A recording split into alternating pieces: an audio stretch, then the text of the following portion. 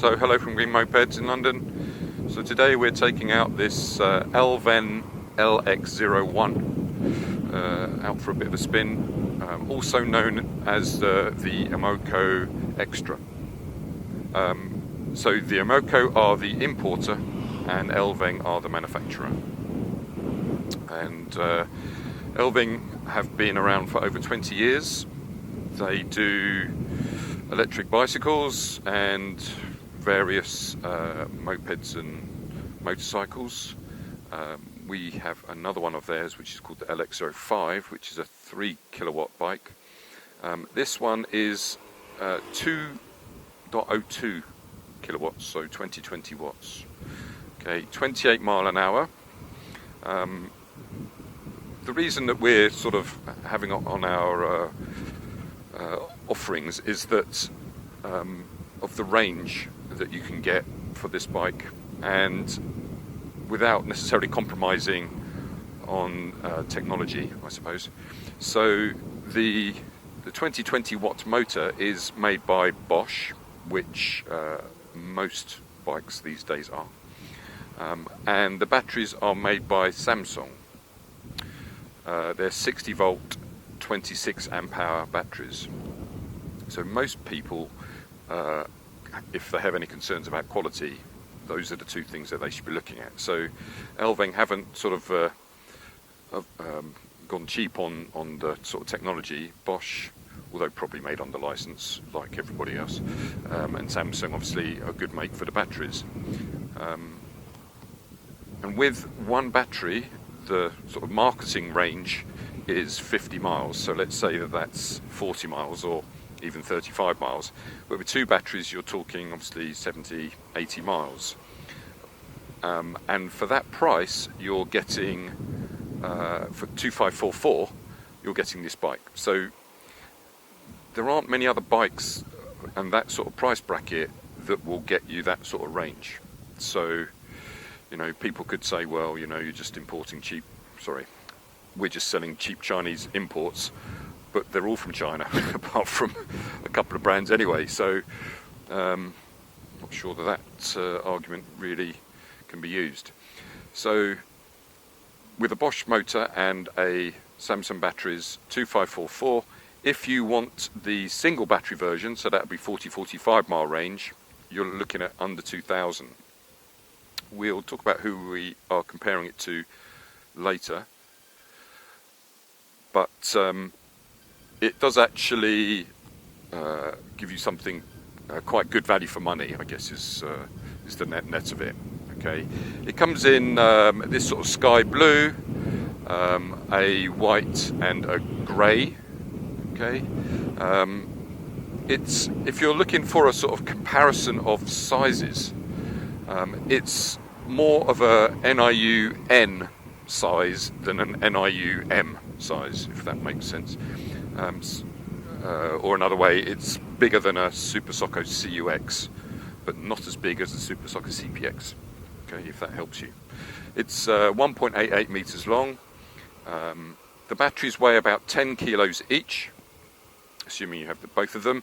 That means that its weight is around about, it's going to be about 100 odd kilos, so not the heaviest. They haven't provided a reverse gear, but nor did they need to be fair. It's got a maximum all-up weight, or a load that's allowed on the rear axle of 150 kilos, so that would obviously include you, which means you could get away with it as a two-person bike. It has got the seat for two people, it has got footrest for two people. I think the only thing I would say is it would have been possibly better in this bike to have a flat seat like on the Ultra from ThElMoco. So the Ultra is a 125cc equivalent bike, but they've got a more of a flat seat but with a slant on it, so that the second passenger is sort of almost tilted a little bit towards you. This bike is more traditional in as much as it has got a ridge, and as you can probably tell, so I'm 6'1", so probably slightly above average in height, but because the ridge is making me sit here, As you can see, I am fairly near to the handlebars. Part of the reason for that is that they've got quite a high floor pan. There will be a controller in it underneath there, but no batteries. The batteries are under the seat, so I guess it's just the design they've made, but maybe they could have thought about making it a flat seat so that I could have sat further back to deal with the fact that my knees are a little bit close to the handlebars. Okay, but it is what it is, as they say. Okay, so it comes with sort of a lot of the standard stuff as you'd expect. So it does have Bluetooth, and it's also got essentially a Bluetooth speaker, which is the first time we've seen this. Basically allows you to play whatever's coming through the Bluetooth through the external speaker. Okay, so it's all done through this cluster here. Okay, so I haven't connected it because basically what happens is every notification you get on your phone is going to come out of the speaker. If you took a phone call, it would come out of the speaker too. If you were playing music through your phone, it would come out of the speaker as well. So as for whether that is what you want to do is probably a good question, but probably the best use for it is for playing music probably when you get to your destination rather than playing it as you go down the street. Obviously if it was relaying your voice or their voice, the caller's voice through the speaker, you're still going to be able to talk to them through your headset because there isn't a mic obviously, so it would be almost pointless. You know, you're listening through your headset, you're answering through your headset, but you're playing it through the speaker. Okay, but anyway, that's what they've decided to do. So that's all controlled through here. Okay, so you just press the button, it will then say Bluetooth active, and then it would essentially start playing the music source that you've got on your phone. Okay. Anyway, back to the bike itself. So 2.02 kilowatts. You're not going to set any records. I mean, I'm in mode 3. And I've got to my 30 mile an hour limit, you know, fairly comfortably. You know, I wasn't racing anybody, but I got there. Mode 1 is going to give you 15 miles an hour. With most of these sort of less powerful bikes, mode 1 is usually a waste of time. They're all do about 15 mile an hour. They don't set any records. It's more for sort of maybe if you're stuck in traffic and you're sort of, you know, filtering and, you know, you can't go faster than that anyway. But I'll show you what happens, and you wouldn't stay in it for long, especially on a road that can go more than, you know, 15 miles an hour. As you see, it's got the mode switch here. With gloves on, that is sometimes a little bit tricky, especially if you to go into one, because you have to sort of get your finger into that corner there, so maybe a bigger button might have been more useful. The dash itself is fairly self-explanatory. Come back to that in a second. So as you can see, I've now got to my 15 mile an hour, although it says 19, 20, because that's because there's a slight incline. But these modes are flat out modes. You're not going to go any faster than that, even though potentially the bike can go faster than that. It is really more for conserving energy. Okay, so mode 2 will get me, by the looks at 23, and then mode 3 will get me to 28, 29 if I'm lucky. Okay, as I said, whether you would ever use one, unless you're, you know, really desperate to save a bit of energy to get you home or something like that, then maybe it's worthwhile, but otherwise I doubt many people would use it. Okay, on the batteries, so yeah, 26 amp hour batteries. That's not the most powerful. You know, lots of bikes are doing 40 amp hour batteries now. Some bikes are now doing 72 volts. So this is pretty much comparable to a Super Socko CUX battery. Okay, but obviously you've got 2. It doesn't use 2 together.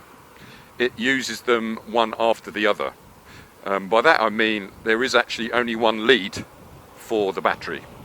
Okay, so basically you use it up, stop, swap over, get on and carry on. Okay, So in other words, you're basically just carrying the second battery for if you need it.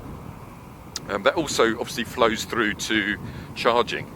The charger has only one lead. It's a Jagori connector, so quite one of my favourite connectors. But it is only one at a time, so 4 to 6 hours is per battery. So you might choose to invest in a second battery charger, okay, but 4 to 6 hours per battery, okay. Interestingly on this, well, that also explains why there's only one battery showing on the dashboard, as you can see here. Even though I do actually have two batteries, it's only going to be using one, so it's only talking about one, okay. Although there is a bike that shows you just a single battery level, even though it's got two batteries installed, which is a Coulter ES1. Anyway, as you can see on the dash itself, it's got trip time, which I'm not sure how useful that is. You know, so I've been riding for 11 minutes and then a trip. It does show you total mileage gone as well, obviously. But other than that, so although it has Bluetooth, it doesn't have an app like NIU, Super Socko, Ascol. There is none of that.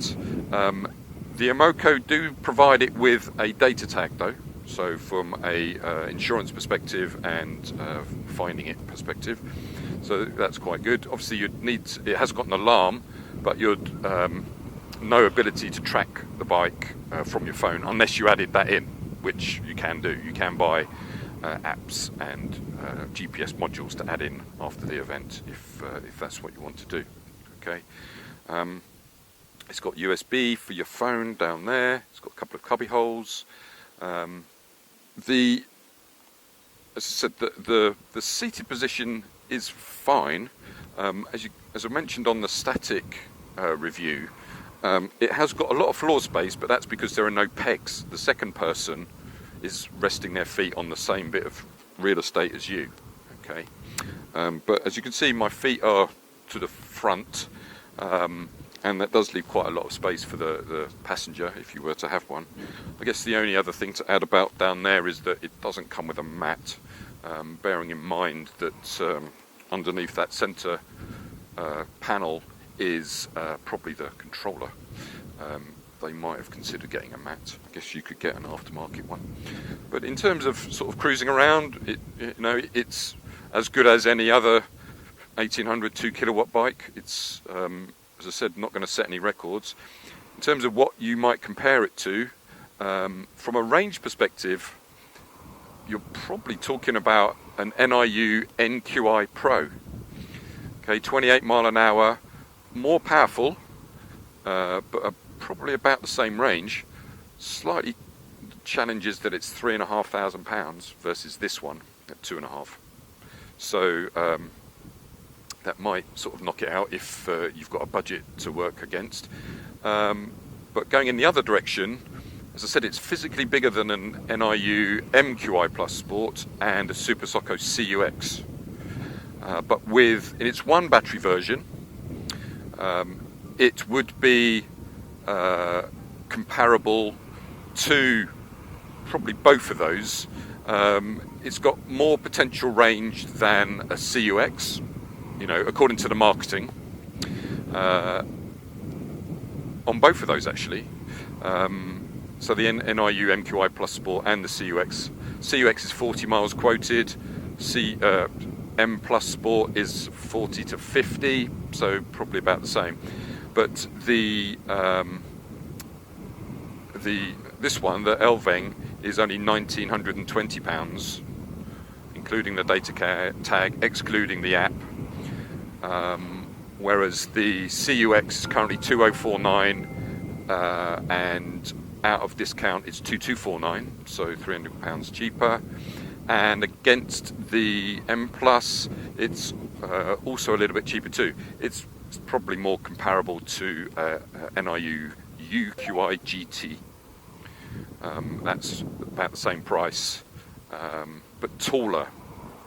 It's got quite a high ride height on the UQI GT, so in fact the highest across the NIU range. So Interesting as to why they did that, but that would be a comparable bike in terms of price, the UQi GT Pro. Okay, but for £2,500, okay, admittedly 2 kilowatt motor, 28 mile an hour, but for 70 mile range, there isn't really anything else that's around that will do that. So if you sort of want a cheap and cheerful bike, you know, not many bells and whistles other than the Bluetooth thing, like it hasn't got regen, no app, but if you just want a sort of basic bike that's going to get you to where you want to go without any particular dramas, but has the range to get you there and back, albeit you might have to, you know, physically swap a lead. If you bought the second battery charger, you know, it's something to consider for sure, and that's sort of why we've added it to our lineup. Okay, colours are blue, grey and white. It is on the OLEV or OZEV grant, so you are getting the 3-year warranty on the batteries and the 2-year warranty on the bike as well, so they haven't scrimped about that either. So 1920, 3-year warranty, you know, it is definitely something to think about. Alright, so I hope you found that useful. If you have any more questions, then please feel free to contact us at hello@green-mopeds.com. See, our YouTube channel of Green-Mopeds has lots of reviews of all of these bikes, and I think I've covered everything, so thanks very much.